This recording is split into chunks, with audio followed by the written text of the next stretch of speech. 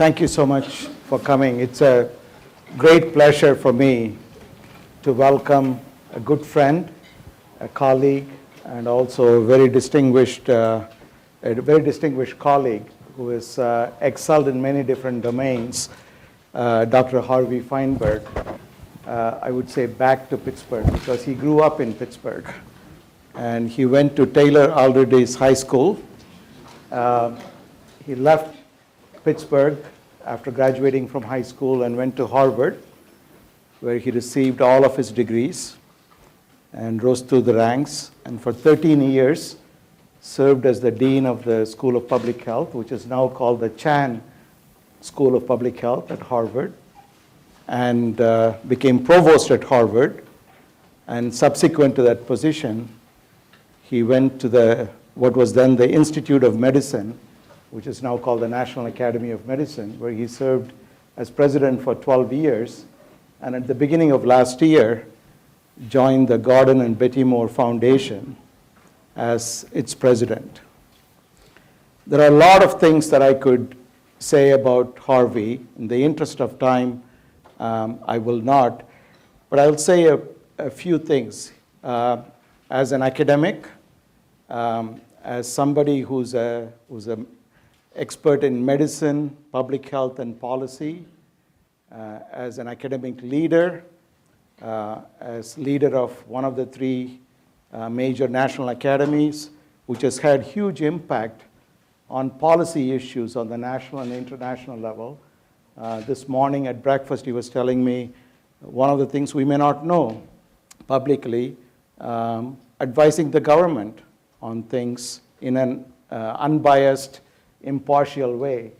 There are a lot of activities that the national academies do and played a role in this. When I was in Washington, even though we overlapped as academic colleagues in neighboring institutions for many years, I didn't have the pleasure of knowing him, but I met him in Washington, and I personally benefited from interactions with him, from his insights, experience, and perspectives at the National Science Foundation for a number of things. So I'm grateful to you, Harvey, for that.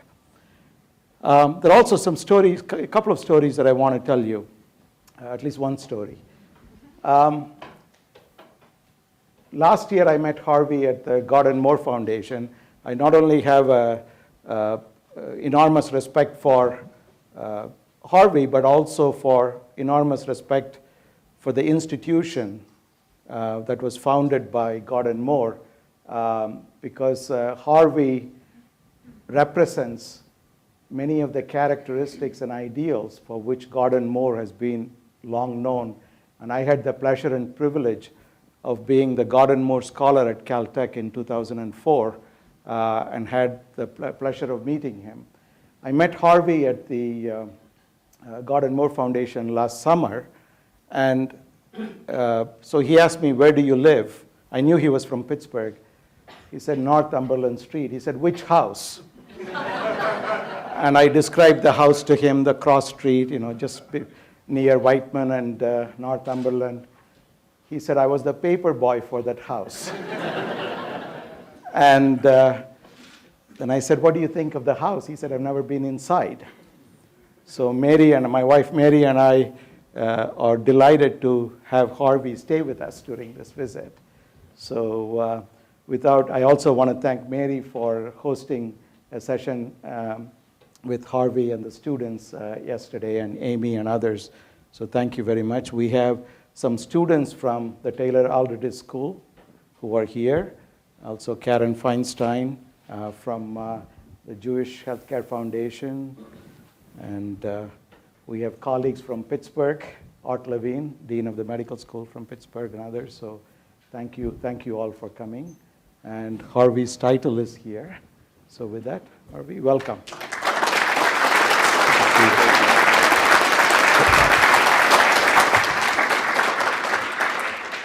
Subra, I want to thank you so very much for this very generous introduction.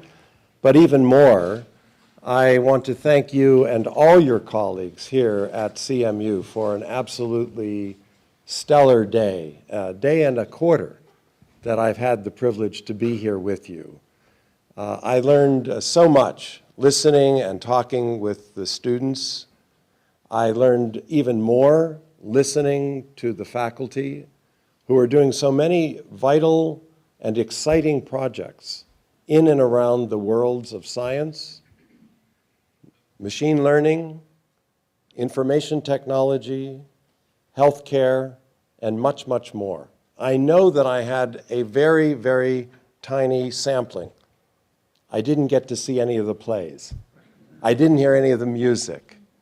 I know that there are talents galore in this great institution. And I also know how lucky we are, and I say we, I still consider myself a Pittsburgh native, to have you, Subra, and you, Mary, here at Carnegie Mellon University. Thank you so much for your welcome and for making me feel so much a part of the community again. I'm also thrilled to have the chance to meet a few of my Alderdice colleagues. Go Dragons, we're good. Thank you for coming. I can tell just from a few minutes talking with the students and teacher that school is as exciting a place as it ever was. And it's a thrill to have a chance to interact just even briefly with the students from Alderdice.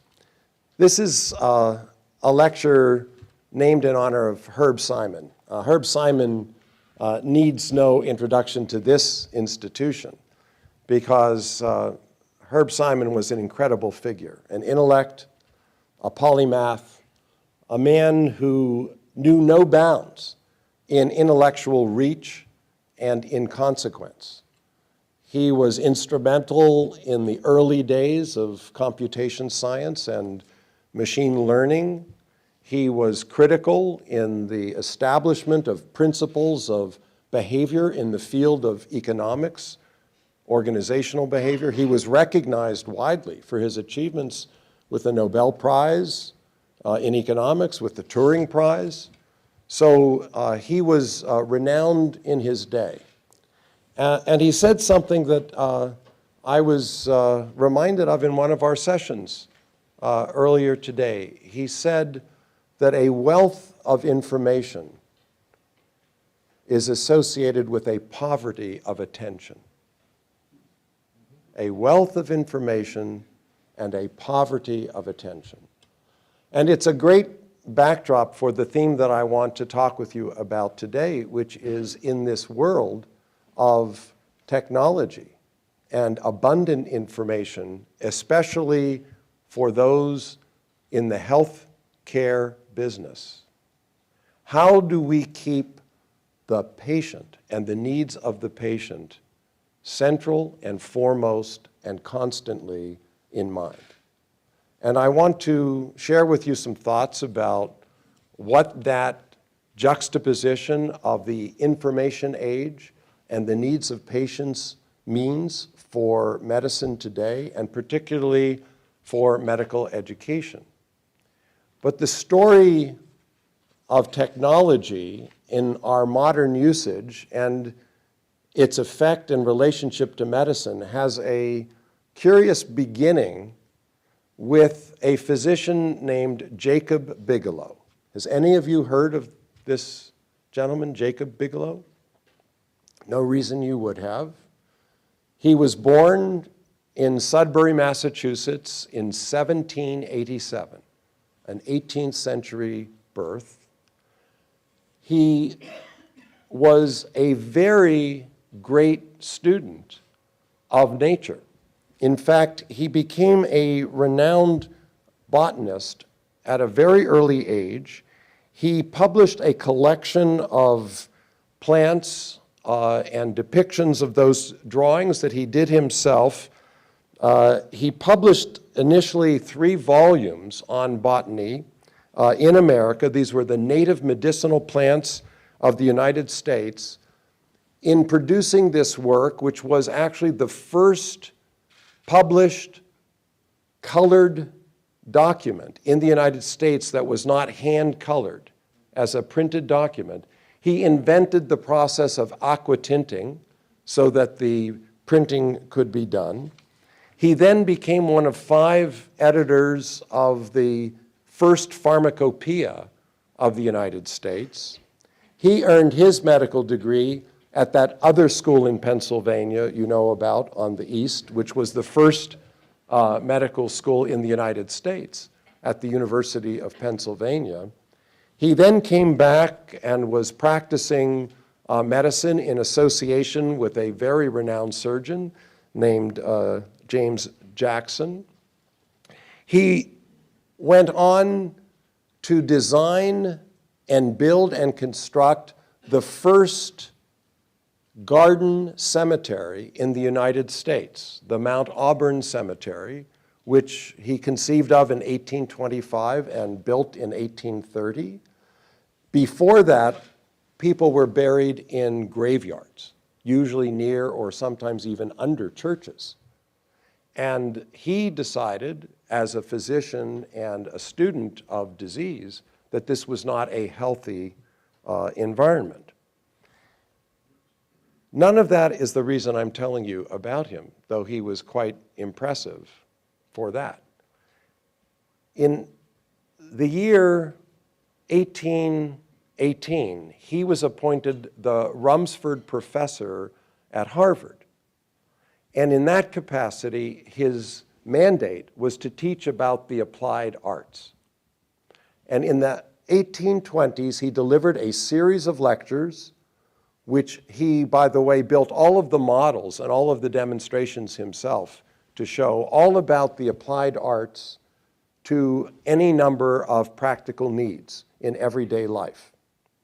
And at the end of the 1820s, he published a 534-page volume, which he entitled The Elements of Technology, taken chiefly from a course of lectures delivered at Cambridge on the application of the sciences to the useful arts, now published for the use of seminaries and students. He was the one who popularized the term technology. And it was he who subsequently was quite instrumental in helping to found in the early days what became the Massachusetts Institute of Technology. And he went on in medicine to do one other very important thing. He wrote a discourse, which he entitled A Discourse on Self-Limited Disease. And what he contributed in that discourse, which appeared in the middle 1830s, was a counteraction and an antidote to what had been the era of heroic medical intervention, the era of bleeding and purging, not things we think of today as being very, very successful, but it was Bigelow who was among the founders of the recognition that medicine could sometimes do most by doing least. And in fact, many historians of medicine believe that it wasn't until well into the 20th century when the typical patient encountering the typical physician on average came out the better because of the encounter. So this was a time when sometimes doing less was actually doing more. By the end of the 19th century, medical education in the United States was essentially completely based on an apprenticeship model. You would learn by watching and doing. There were more than 150 medical schools, so-called, in the United States at the turn of the century. And it wasn't until the famous report and assessment by Abraham Flexner in 1910, commissioned by another Carnegie institution, the Carnegie Foundation, that Flexner reported that medical education was misguided, misdirected, foul, and useless.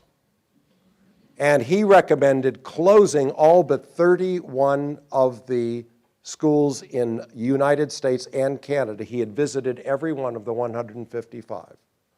And he had in mind a model which he said would do better at preparing physicians for the modern world of the early 20th century.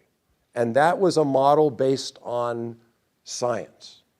A model derived from Johns Hopkins, at the time a major university committed to training in medicine, derived from the European, mostly German model of science-based training. And after the Flexner report, scores of medical schools closed or merged. He recommended that all be based at universities. This is where university-based hospitals also began to take shape, and where the fundamental training of medical students was grounded in a series of the basic sciences to be mastered prior to clinical exposure and clinical learning. This became the standard for medical education that continued to set the tone and still influences very powerfully medical education a century later. But there have been a series of equally important reforms and repositionings of medical education over the decades. These have been aimed either at changing the goal of medical education, that is, if you think of it, the product. What is the doctor to do over time? How does that change? Or it focused on changing the content that you needed to instill or convey either as knowledge or skills in order for the doctor to fulfill whatever role you had decided was the right role, or the reform focused on the method of learning. How do you teach? How do you learn? And what is the best way to master the necessary content to fulfill the desired role? And one story of the transformations in medical education over the 20th and now into the 21st century is a series of major perturbations and adjustments grounded still in science, but in rethinking what is the role of the doctor, what content does the doctor need to master, and what is the best means to enable the doctor in training to get that mastery. So, for example, in the 1950s, first at Case Western Reserve, which, by the way, was one of the half dozen or so schools that Flexner cited as being at the high quality. Or you have to tell me, when was Pitt founded? As a medical school, do you know? 1867. So it was part of the Reformation in that period as well. And I'll have to learn more exactly what Pitt did in that century ago. But in the earliest days, I'm sure that it was a very different looking institution than it became after Flexner.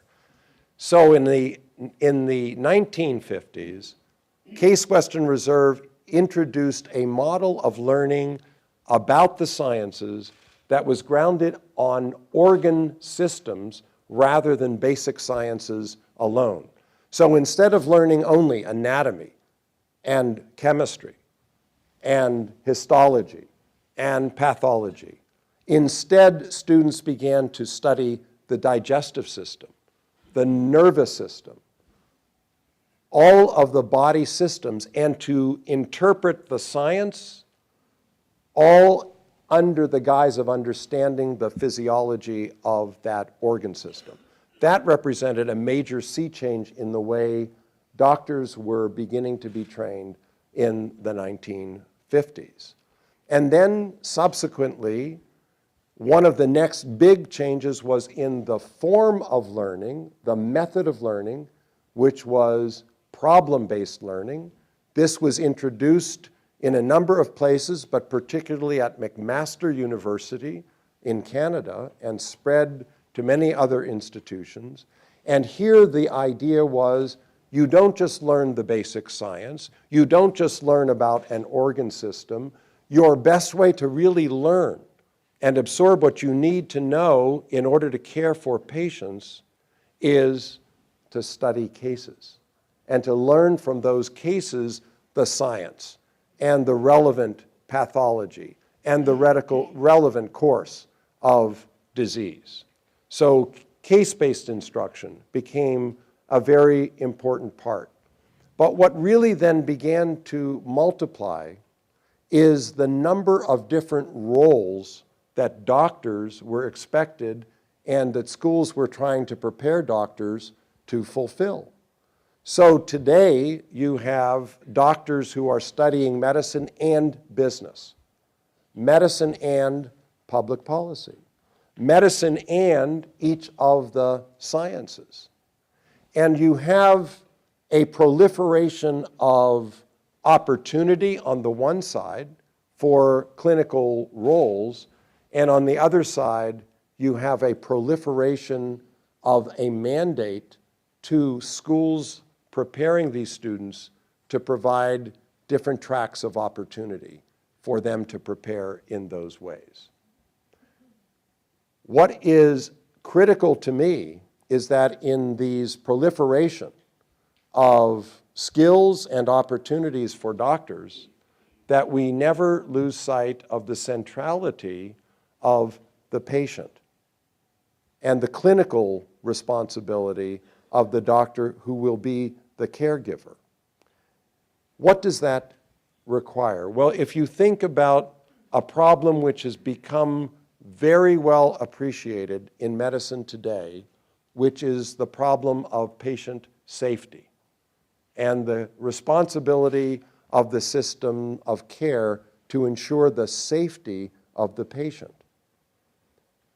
The Institute of Medicine, when it did a landmark study on errors in medicine, estimated that tens of thousands of people every year lost their lives because of errors in the delivery of care. It was, if you ranked it according to causes of mortality, in the top 10 in the United States. How do we understand that as a problem from an educator's point of view? How do you deal with preparing doctors to practice safe medicine? Well, there are many different possible points of view. One point of view says, well, the reason that we have errors in medicine is that we have sloppy care. And the reason we have sloppy care is that we allow into practice in nursing, in medicine, in direct contact with patients, individuals who do not care enough about taking good care of the patient. And so if you adopt this reasoning of the problem, your solution is to do a better job in selecting the right people to go into these professions, the caring professions, in the first place.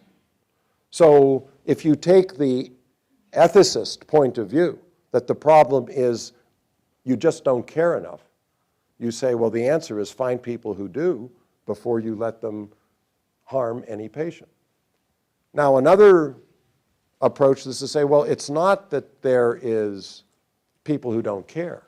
It's that we haven't done a good enough job in educating them about what they need to do to practice safe medicine.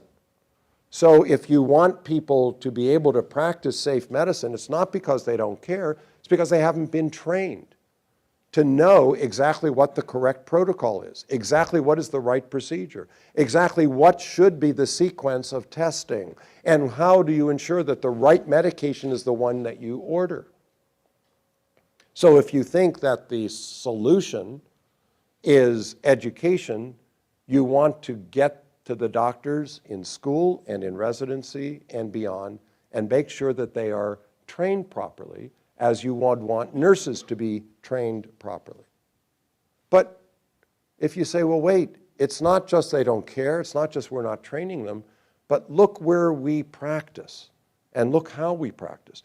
We have kept residents on duty for scores of hours at a time, 36. And we have kept doctors under stress in the emergency rooms.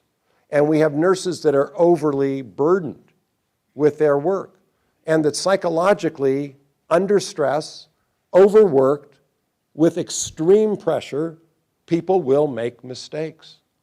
And so if you say that the problem, well, it's not an ethical problem, it's not an educational problem, it's a psychological problem of overwhelming stress, pressure, and circumstances of work, then the solution is, well, you cut down on residency hours. You staff adequately the nursing that's required so that you have a reduction of the stress on your nurses. You provide the kind of backup and training that will allow people to practice more sanely, and therefore it will be safer.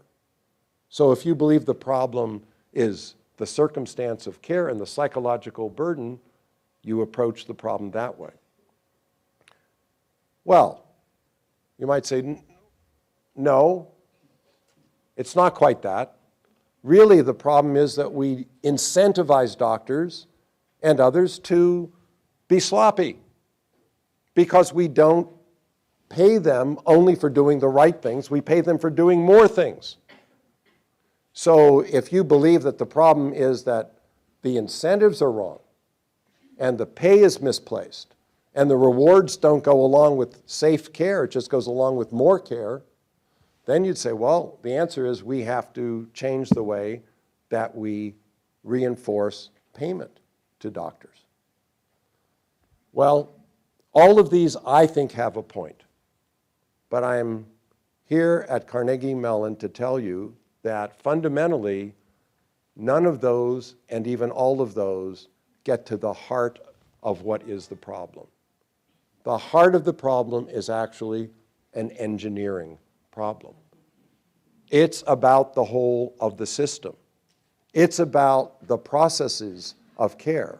It's about having a medical care delivery capacity which not only is capable of delivering safe care, but is virtually incapable of delivering unsafe care. Now, if we are going to take doctors today and we're going to prepare them for the right kind of practice to the patient, we have to have a system of care that enables them to practice safe, high quality, and good value care. But that will not be enough. And it will not be enough going forward because of the extreme and amazing amount of information which is now coming available to the clinician in order to care for the patient. Right now, we are making very partial use of the available information.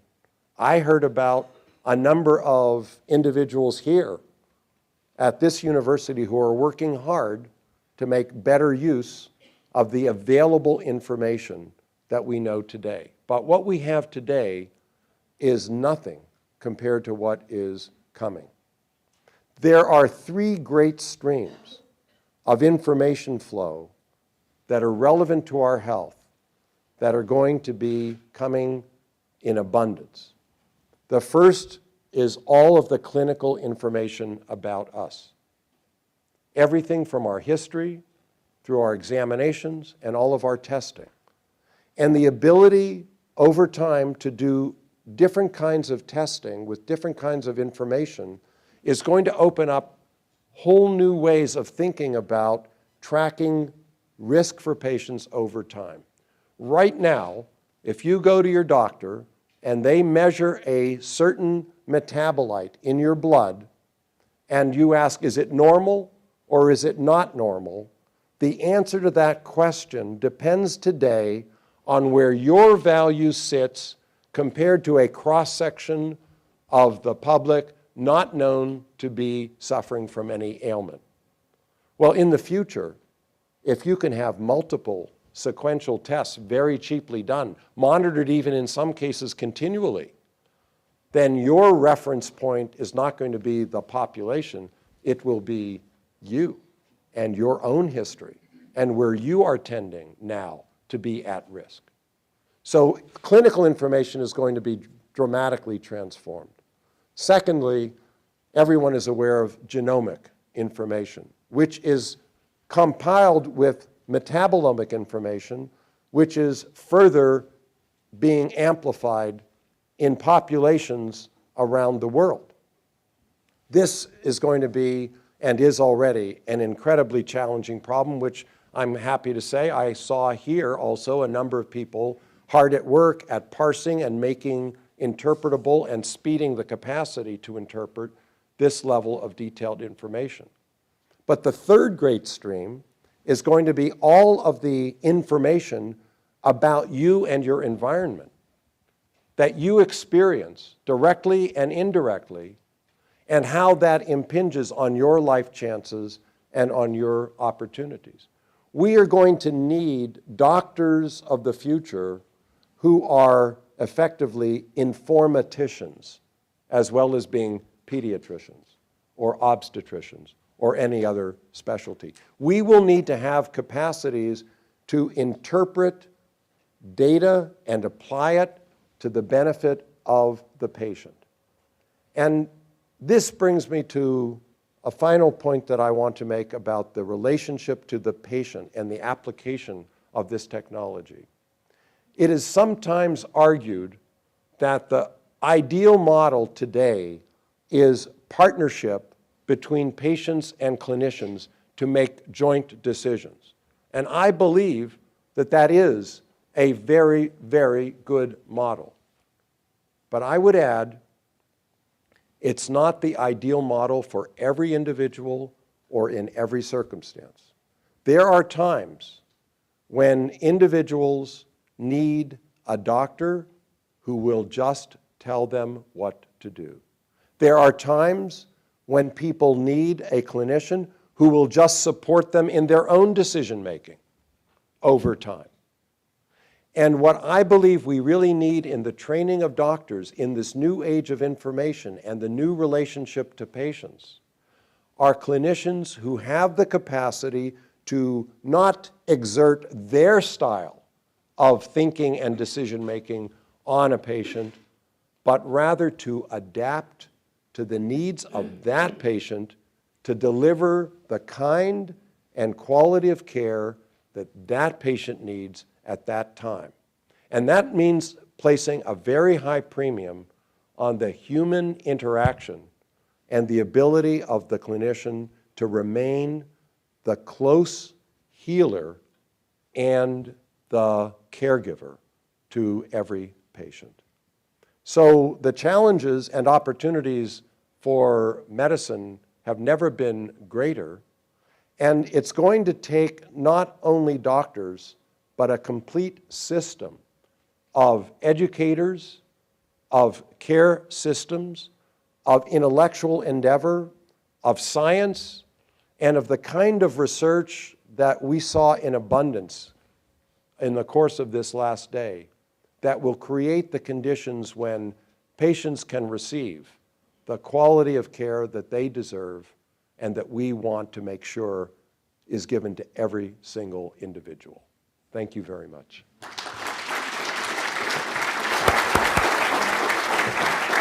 you want to take a central stage? Dr. Feinberg, thank you very much for your thoughtful remarks. It's really a pleasure to have you here. We have a few minutes for a Q&A session. I want to invite the audience to participate in this session. And there are microphones that are going around. And if you raise your hand, a microphone will come your way.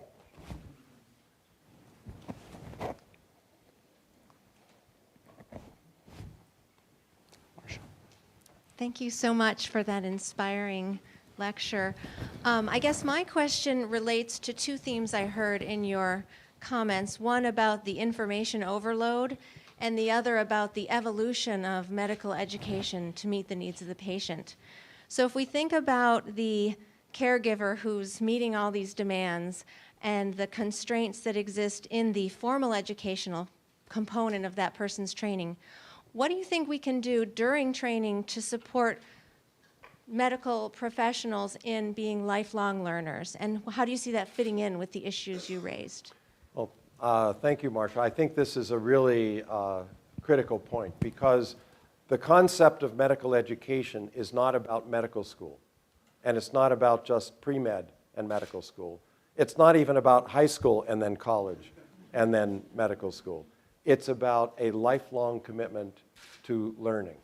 Because, in fact, what we used to tell our medical students is that we know half of what we're teaching them is wrong.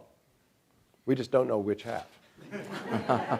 And that they will discover which half in the course of the ensuing decades.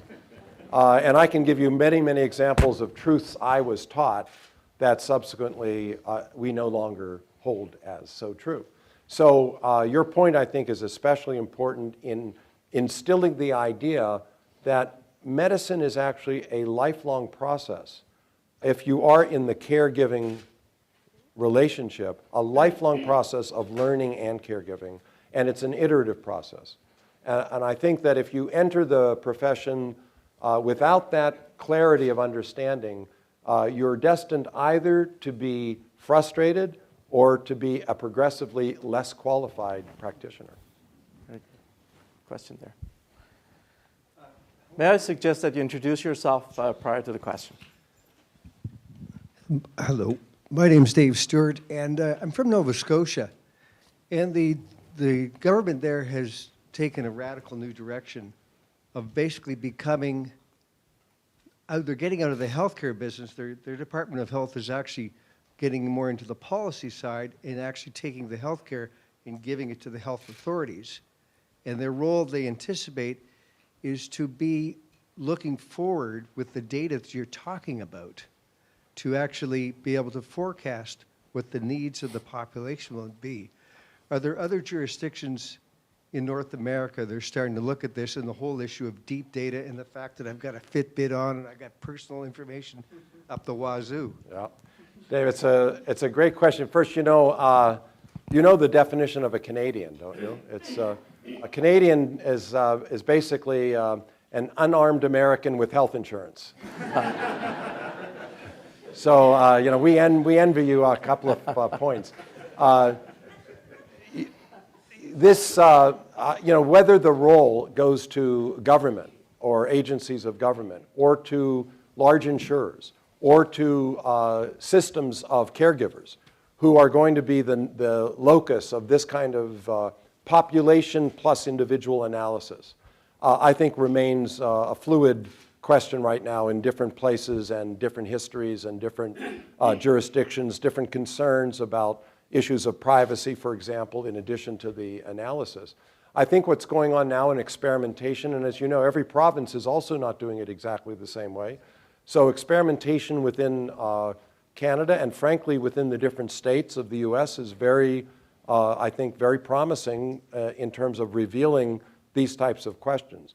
What I believe is holding up progress isn't so much a will, but it's a combination right now of the analytic technology that's genuinely applicable and adequate protections to assure the absence of misuse of the information. Personally, on the latter point, my feeling is that I'd love to be able to protect access to private and personal information, but hey, I've used a charge card at the checkout. I bought some things online. I know that there's a dossier of everything about me somewhere out there, and it's for sale because it's of value to somebody. Heaven knows why, but they're willing to pay for it. And they're willing to pay for every one of you. Every one of your information is out there. So I personally believe that I would put more emphasis on penalizing misuse than on trying to continually only protect against exposure.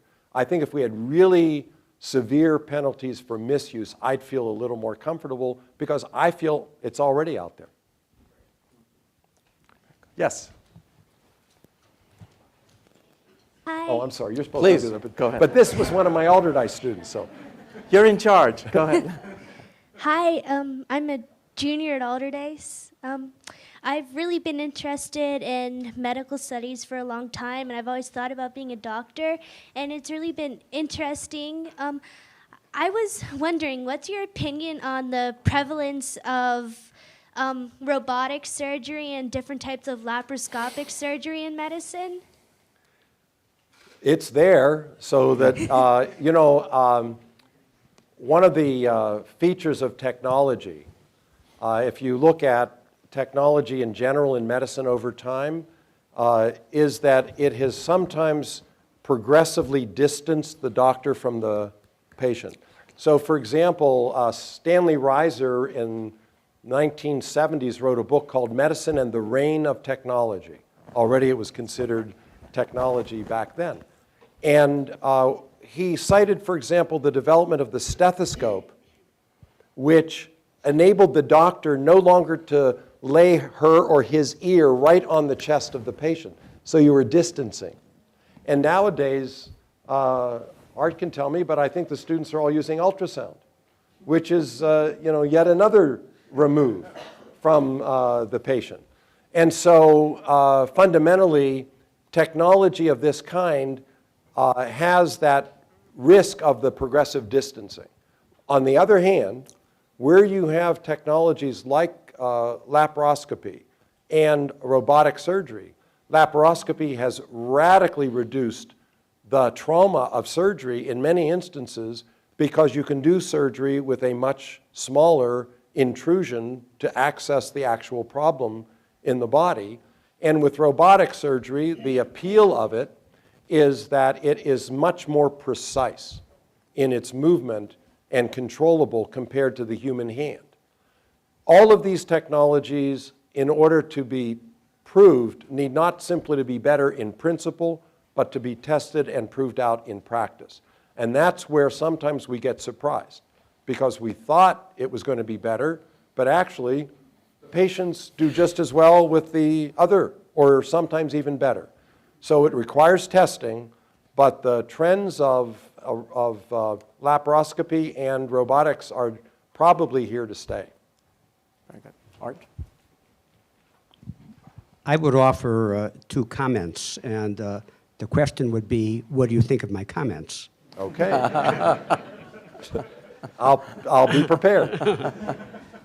So as we shift from volume to value, as you've described it, and led by Medicare, although it's very inchoate and halting, to change the incentives that will ensure that we do indeed shift from volume to value. The comment would be, value is evidence-based, as you've pointed out. Medicine can only operate if it exploits and advantages itself by using the best science that we have at a point in time. Now, there are two ways of accomplishing that. One is to teach people science. The other is to teach our physicians to be scientists. So to give you one example, in our school, all of our students are mandated to do research from the day they enter medical school. This is the only medical school in the country, in fact, that has that as a requirement for graduation. There are schools that do it in 5 years. They have to pay an extra year of tuition. There are schools that do it on a volunteer basis, but for us it's a mandate. And the reason it's a mandate is because when a student discovers that he or she has the intellectual reach and the imaginative potential to apply their own creativity to the solution of a scientific problem, two things can happen. More physicians can become scientists, but even if they don't, they become better physicians because they learn an analytic rigor. If I were very ill and had a complex of symptoms and signs that didn't correspond to Cecil and Lerb or Harrison, I'd want to be in the hands of a physician who had that kind of imaginative potential and creativity. So I offer this as a comment to point out that using our school as an example, and because you talked a little bit about the people that go to medical school in the first place, beside their narcissistic heroism. Another dimension is creativity. So our school, for example, admits students who are poets, choreographers, entrepreneurs, composers, because that kind of creativity is often generalizable to the product that we hope to develop. That's comment number one. Should we let Harvey respond? Well, that- I'll hear all right. both, 'cause, Comment number two never know. has to do with how it is that we learn in the first place. And the great fault of K through 12 education is that it's stereotypic. We teach all the people, all the kids, the same way. But we teach all medical students the same way. And yet that's not how our brains are structured. Our brains are different, one from the other. Some of us learn best early in the morning, some late at night, some by laptop, some by lecture, some by books, some by mentor-mentee relationship, some by problem-based learning. But that isn't the way we teach. That's not the way we're structured. I can tell you, but please don't tell my students this, I don't care if they ever go to a lecture. All I care about is what they learn and what they've mastered and what kind of physician they become. If they can do that by reading a book or by a mentor, the intimacy of a mentor-mentee relationship, then I would choose that over the fact that they have mandatory attendance at a lecture. Those are my two comments. Okay. My question is, what do you think? Okay. I just want to remind Art that Yes. we're videotaping this, and this will be on YouTube in a few minutes. So his students will all find out. Well, then the Go cat's out of the bag for the students. No, that's okay. So on the first question, first, I think it is a wonderful thing in general for schools to be prepared to launch in their own desired way experiments of education, and whether it's considered as a requirement or as an option or a style of learning or whatever that school's special feature is, I think that's a wonderful thing. Secondly, I personally love the idea, especially if you're admitting poets, that you allow them to learn something about science in the early part of their education. The one qualification I would add is if the deeper purpose is to ensure creative problem-solving capacity on the part of the clinician, I personally believe that while scientific experimentation is one avenue to instill that, there are many others, many other kinds of experiences. And I would submit, for one, that experience in the information sciences and decision-making is another avenue to instill the discipline of rigor and of creativity, which is what I think is at the root of the experiment or of the policy to have every student experience science. So I think that for the deeper channel, that's where I would favor. Now, on the questions about where students are going to be attracted and how we instill value in thinking about what they are doing, I think that is part of the responsibility of the medical school. But your point that it really begins more fundamentally with education as a lifelong proposition, and it begins in the way we educate children as well as the way we educate adults, I think is absolutely a right approach. And I would submit what I've seen actually at CMU over the last day and a half of the interest and commitment to educational excellence in the way in which it is teaching, in addition to what it is teaching, and in the initiatives that are here. As I commented, I said, you don't have a school of education, the entire university is a school of education. And so I think that what you're describing is critically important at every level of learning. And frankly, if you've told your students not to let their lectures interfere with their education, I'd back you up 100%. I like that. It's a question right here. I have a quick question. I'm good at projecting, so. Let's wait for the microphone because we're taping this. Okay. Please introduce yourself. Yep. My name is Dr. Marsha Levittown. I'm the Chief Medical Officer at Nathan Adelson Hospice, and I'm a hospice and palliative medicine physician. Very into patient-centered care, obviously, and a big fan of medical education. I had the privilege of serving on one of your committees, the When Children Die Committee in 2003. Yeah. So I appreciate all the initiatives that you created through the IOM for patient-centered care. But my question is about what techniques do you think are effective in encouraging a patient-centered approach among medical students, residents, and fellows? And I just want to offer one little insight, which is words mean a lot. And when I teach about the patient's chief concern as opposed to their chief complaint. I talk about the woman as opposed to the female, and the leg instead of the left lower extremity. So I think some of the words that we use are very distancing, and they don't achieve anything other than a distance. So, but any thoughts you have about medical education techniques that are more patient-centered? Well, thank you so much for the comment. I first would say that the hospice movement has actually been in the vanguard of providing patient-centered care.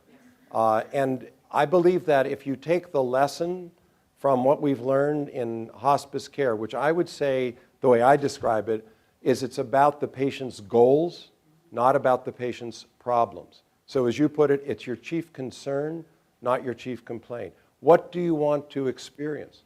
How important is it that you're able to go to your granddaughter's wedding, etc.? Knowing what the goals are is really the starting point for this. And then I do think there are ways to teach and reinforce compassion, which is really at the heart of what we are describing. Yes, it helps to have people predisposed, but compassion can be taught through both self-reflection and explicit learning. And third, I think there are a series of techniques, some of which you described in terms of the language you choose, but one of the ones that I particularly like in the end of the clinical encounter is for the clinician to ask the patient, tell me back what I have told you. May So, I refine that for you? yes. So when you do that, you're putting them on the spot, and you make them feel small potentially or embarrassed. So how do you tell them? So I say, so you're going to have to tell your daughter what we just talked about when you get home, and I'm wondering how you're going to tell her. That's a great way to say it. See, that's why we have great doctors. All right. Brilliant. Terrific. Thank you. Good job. Yes, time. but here's the key. The key Please. idea of this is that the doctor is not aware of what the patient has actually absorbed. And if you don't somehow induce the discussion to where the patient expresses in her or his own words for some purpose, you will have missed out on the opportunity to truly be caring for that patient. So that's another wonderful hint, and I learned something. Thank you. Wonderful. Steve, you had your hand up. There you go. Microphone is coming your way. Got it. Steve Feinberg, not spelled the same way. Harvey, as you know, I've been on the first half of your lecture title for decades and collaborating with you. So looking at this from the side of technology and statistics and data analysis. As I've aged, I've become more aware of the second, in fact, side from the patient's perspective. Mm-hmm. And I've come to realize how fractured medical knowledge and specialization is. I have more ists than I have papers published. And they can barely talk to one another, let alone to me as a patient. I'm able, because of my training, to actually schedule and to organize and coordinate among them. But if you walk outside of this room and go down the street, the common man or woman doesn't have that capacity. So how do we take the technology and all the information that's flowing, and learn how to allow the patients to actually ask the right questions and to get the right care through the kind of educational system that we now have. That's a very profound question. By the way, I consider Steve my cousin, even if he spells his name differently than I do. Certainly intellectual cousins. And what you're raising is a really profound challenge for medical practice. And I would say there are several parts to it. For one, there is a gap between what any one clinician knows and what is known somewhere. So that gap, when you go to one IST and that IST has some other information than the second, it is not to your advantage that there is no one who has been able and easily to combine and compile that. So one need that we have is for easier mechanisms for the interested and capable clinician to have access to the degree of knowledge currently extant. Sometimes that knowledge, however, in all candor, does not exist in any literature. It's in the expertise and experience of the individuals. So in some cases, there's no alternative but the sequential or combined consultation in order to take fullest advantage.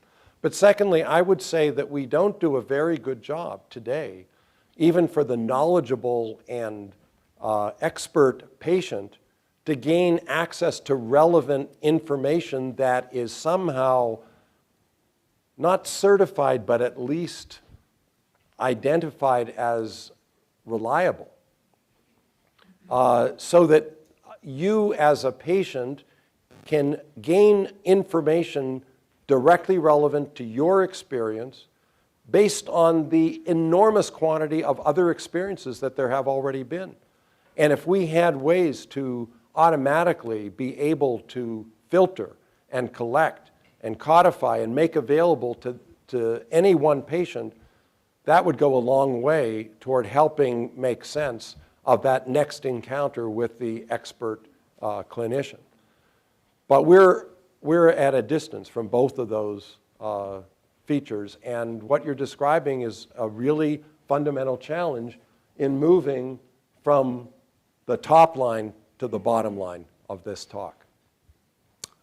No, how time flies. This has been a fabulous conversation. Thank you so much for spending the last 2.5 days with us. Thank you.